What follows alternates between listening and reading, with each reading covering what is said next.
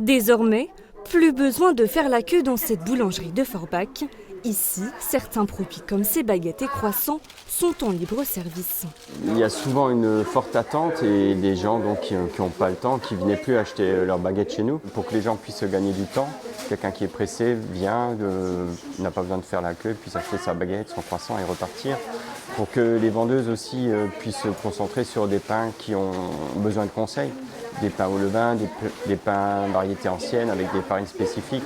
La baguette, c'est vrai qu'on n'a plus besoin de l'expliquer. Le principe est simple, chacun prend ce dont il a besoin et dépose l'argent dans une tirelire prévue à cet effet. Un dispositif loin d'être ancré dans les mœurs, mais qui pourrait bien faire son chemin. Je viens de l'apprendre. Et qu'est-ce que vous pensez du principe ? Ça peut être pas mal pour ceux qui en ont besoin. Vous parlez de ça, là ? Ouais. Ouais, oui, c'est une bonne idée, oui.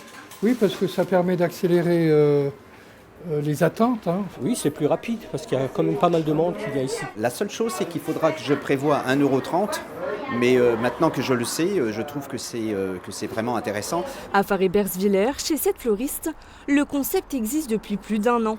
Quand elle s'absente, les clients peuvent acheter ces bouquets en toute liberté, à condition qu'ils possèdent un smartphone.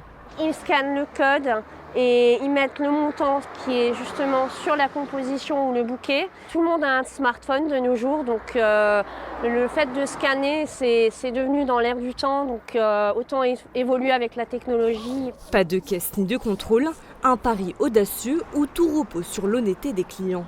Même si on vit dans un monde où c'est pas évident de donner sa confiance, moi j'ai fait ce pari-là parce que déjà on est dans un village, généralement je connais bien mes clients et donc je fais confiance et voilà, c'est le principe du commerce de proximité. En misant sur l'honnêteté de leurs clients, cette fleuriste et ce boulanger parviennent à développer leur activité, un modèle de libre-service basé sur la confiance qui séduira peut-être d'autres commerçants.